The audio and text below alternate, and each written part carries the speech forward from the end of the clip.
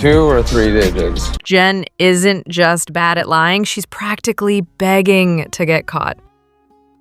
Jen's lying is about as subtle as a fire alarm. With him, not a little sleepover, something went down. Does he still look like that? Every time she's confronted, out comes the sing-song voice straight out of a SpongeBob meme.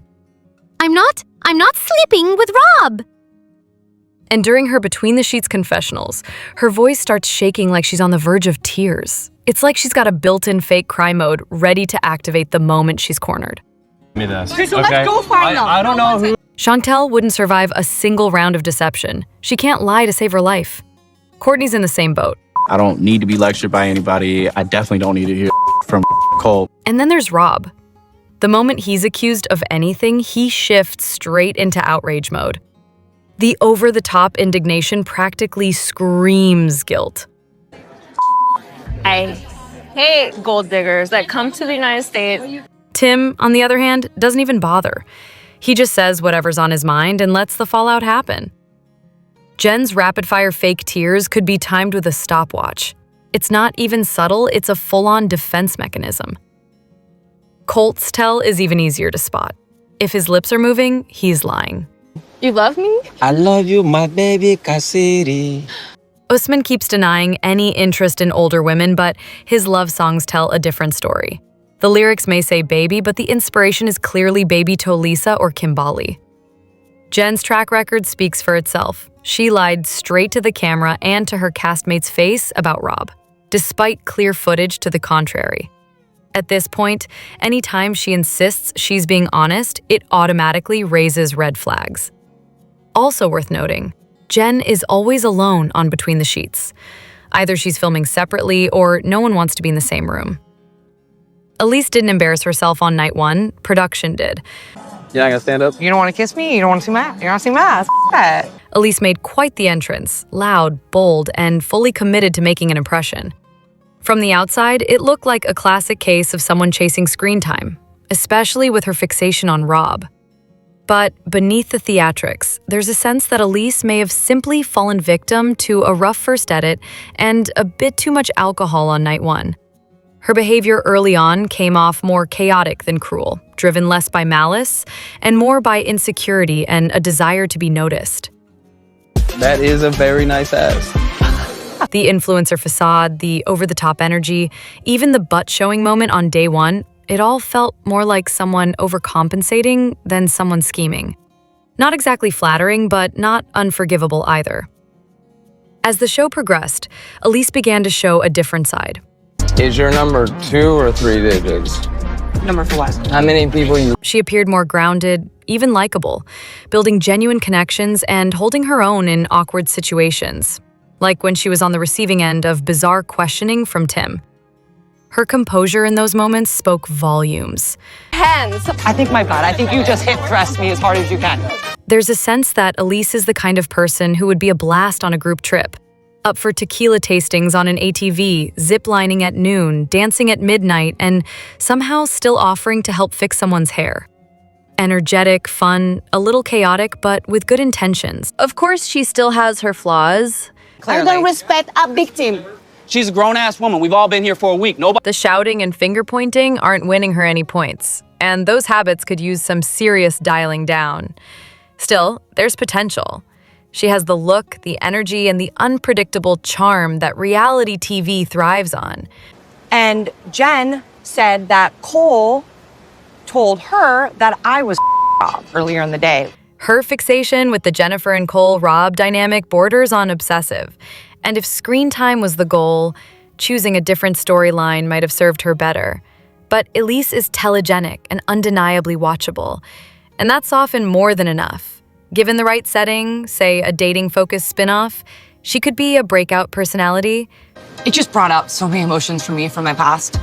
Her early missteps may have been driven by nerves, alcohol, and the pressure to stand out, but they don't define her entirely. Underneath the drama, Elise seems like someone trying, sometimes a bit too hard, but not someone acting in bad faith. Protecting a liar on national TV, that's the plot twist no one asked for. I think most people, when they meet me, they think I'm dumb, but I think it's to my advantage. The show has practically turned into a contest for who can be the most clueless. It's like every cast member graduated from the Twiddledee and Twiddledum school of thought. Me of sleeping with Rob. Or you're just saying that to get out of it because you didn't want to. One of the most painful moments was watching 3 adult women scream at Cole, who was clearly lying to cover for Jennifer. That chicken dance thing that he's doing? The entire exchange felt like a barnyard brawl, with the women screeching like hens and the men standing around like a mix of headless chickens and dazed deer, completely lost in the chaos. All of a sudden, this peaceful, drama-free boys. Meanwhile, testosterone was clearly steering the ship straight into absurdity. Even Tiffany and Chantel, usually more tolerable, were grating this time around. And Elise? She somehow managed to out-annoy Jennifer by a wide margin, constantly inserting herself into drama, forever performing for the cameras. She's more concerned with building her influencer brand than forming any real connections. So I think it's going to be interesting. If that's the goal, maybe the actual 90-Day Fiancé would be a better fit, instead of this budget version attempt at reality stardom. As for the show itself, it's not exactly plot-driven. It's loud, chaotic, and designed for secondhand embarrassment. Every now and then, someone says something mind-bogglingly dumb, and that's when it shines. Unintentionally hilarious and utterly ridiculous. In fact, the Between the Sheets episodes are arguably more entertaining than the main storyline. The reactions and commentary from the cast feel more genuine, often funnier, and far more engaging than the scripted chaos of the actual series. This particular episode was just an hour of shouting in different rooms. No answers, no progression, just noise. Hi, how's it going? How are you? Good. Hi. How are you? The only spark of interest came from the new man and woman who joined the group.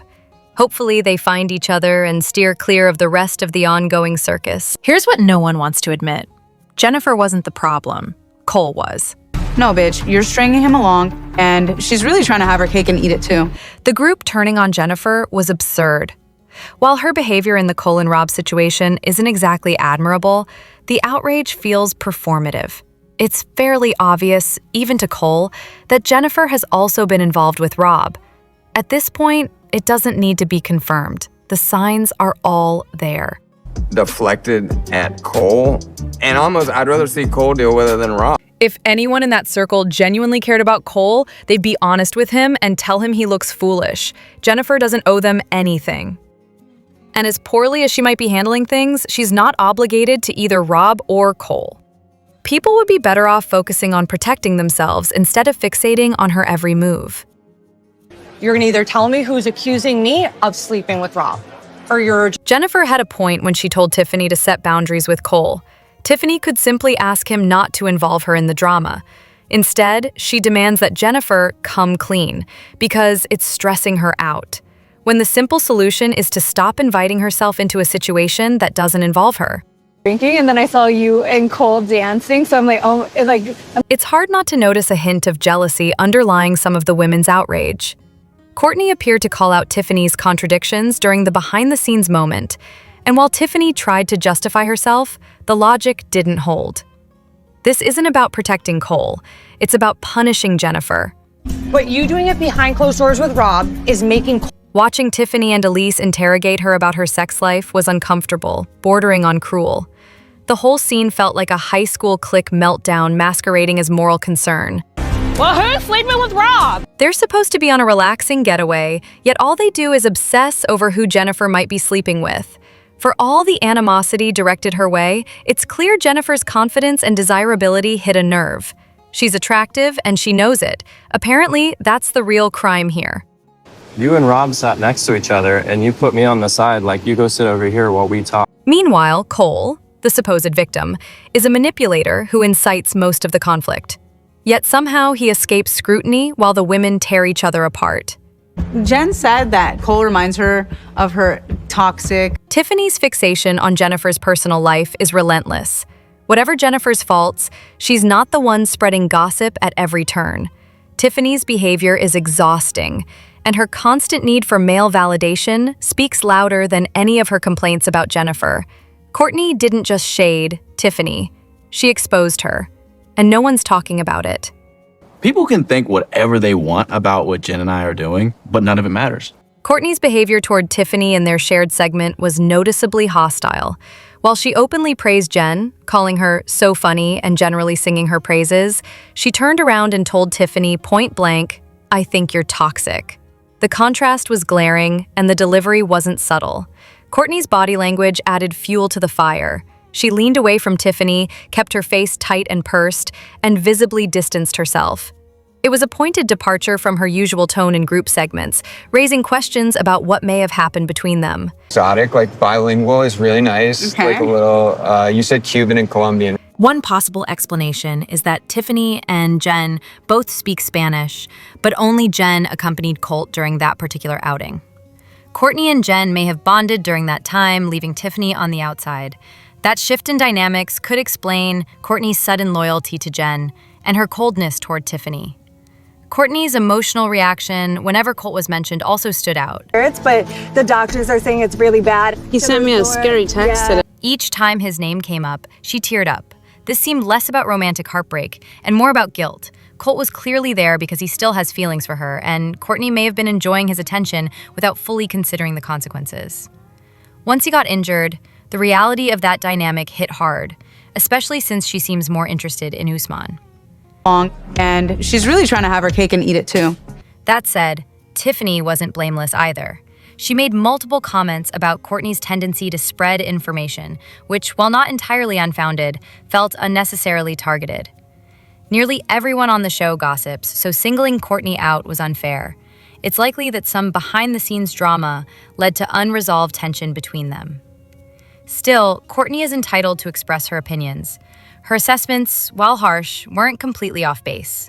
She called things as she saw them, and her intelligence is often underestimated. Nervous. I think Jen needs to stop flirting around with every single man. Tiffany's criticisms of Jen also lacked self-awareness. While she emphasized honesty in dating, she's still juggling multiple partners. Whether she's transparent or not, the situation invites complications. Criticizing Jen for doing the same thing, especially when Jen isn't crossing any lines, is hypocritical. Jen doesn't need defending. She's navigating the dating scene by her own rules. Colt, as an adult, is capable of making his own choices. The idea that Jen deserves group confrontation simply for dating openly is misguided. No one's behavior justifies open hostility or personal attacks. In the end, Courtney's comments may have been sharp, but they reflected a perspective that others were avoiding. Jen isn't the problem. Double standards and selective outrage are. Jen and Rob are lying, and the cameras prove it. But the internet is blaming the wrong person. I didn't have sex with him or go to his place. It's hard to understand why Jen and Rob keep denying they had sex when it was clearly caught on camera. Denying something that's been filmed feels less like strategy and more like delusion. And Cole, for you to say, listen, Jen, if you're hanging. Meanwhile, Cole is being labeled as controlling or overly emotional, despite repeatedly saying he's fine with Jen seeing other people, as long as she's honest about it. That doesn't seem unreasonable. So as you know, I think it was a good decision not. What is unreasonable is Jen flirting with Rob right in front of him like he's invisible. There's a difference between dating openly and treating someone with total disregard. Wait, Jen, you were with him and had a little sleepover. One explanation might be creative editing. It's possible that Jen and Rob did sleep together, but it happened during the second week of the retreat. The confrontation about it could have taken place earlier, in the first week, before anything actually happened. That would explain some of the timeline confusion. But the situation still doesn't add up. Telling someone you can date others, just be honest, within the first week isn't exactly a stable agreement. Pair that with Jen interrogating Rob about what they did while allegedly being involved with him, and things start to feel contradictory. Cole's behavior also raises questions. He's venting to others about Jen as if they've been in a long-term relationship, despite having just met. His emotional intensity comes across as more performative than sincere, almost as if he's trying to manufacture a love story that just isn't happening. His conversations feel overly rehearsed, like he's sticking to a pre-written script. Rob later clarified that the Mario Kart night and the night in question weren't the same, which could support the idea that nothing had happened yet at the time of the confrontation. He's also said he doesn't kiss and tell, and with Jen denying everything, he's unlikely to contradict her. In the end, Jen's behavior is consistent. She does what she wants, unapologetically. Confrontation won't change that. Either people accept her for who she is or move on. As for Cole, despite everything, he's still there, clinging to the situation, whether out of hope or habit. Ultimately, whether they lied or just chose not to disclose anything, it seems they agreed to keep things private, and strictly speaking, they don't owe anyone an explanation.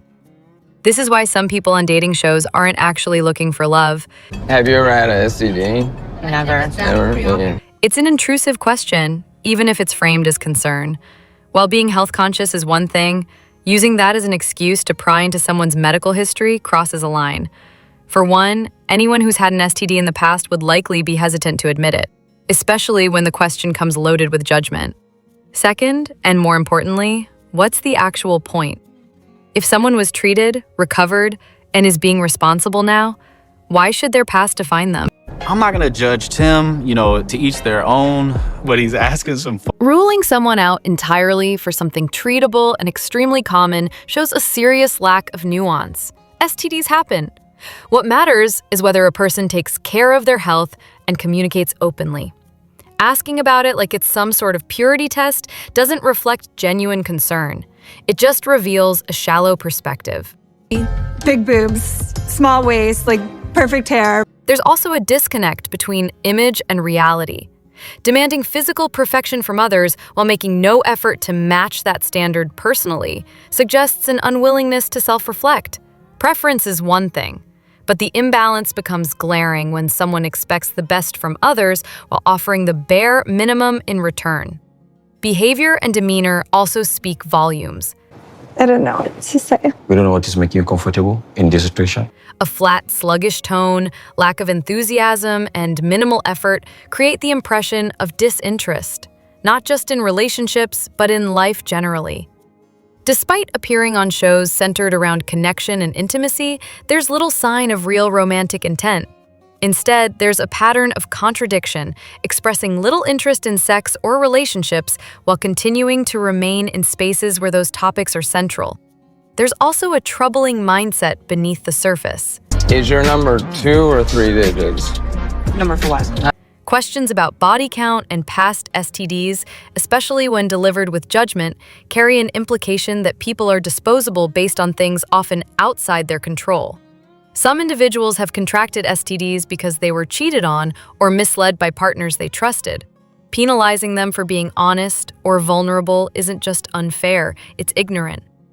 And realistically, anyone who cares about health should value regular testing, communication, and accountability far more than one-time mistakes or numbers from the past. And at the same time, nobody got a different number, so nobody was... Ultimately, reducing people to medical history or sexual statistics isn't about standards. It's about control. And it speaks far more about the one asking the questions than the people they're asking. He told her to date other guys and then picked a fight when she actually did. Tiffany and I started off great. Our bond was really strong. Elise remarked, Carlo's behavior never made sense to me. He acted distant and urged Tiffany to be with other people, yet there was this constant tension like he was uneasy around her. Literally came to you yesterday. I get it. You dapped me up and on with. Despite that, Carlo later reacted aggressively when Jay asked Tiffany out, as if he had something to prove. He even got upset that Jay took her to a bar. Yet Tiffany not only accepted Jay's invitation, she ended the night walking home with Rocky instead. And then Rocky walked her home last night from a party that I brought. Meanwhile, Carlo had previously told Tiffany he didn't want to date a woman with children. But once she began moving on, he became visibly jealous. Elise's account appears consistent with Carlo's erratic behavior. Basically, I let Carlo know I was taking Tiffany out on a date. He also told Jay privately it was fine to take Tiffany out, but waited until he was surrounded by others to confront him, clearly relying on the crowd to prevent any real consequences. There's also the matter of the rumor about Elise, which Carlo allegedly started. Where did the rumor come from? His behavior throughout suggests he's more interested in appearances and attention than sincerity. As for the tension between Carlo and Jay, Jay seemed calm and capable, whereas Carlo appeared to posture without an intention to follow through. In the end, Carlo's actions speak louder than his words, revealing contradictions and insecurity, while Tiffany seemed to make her own decisions, regardless of who brought her out or who walked her home. You're watching Reality Rampage. I'm Zara. Catch you next drop.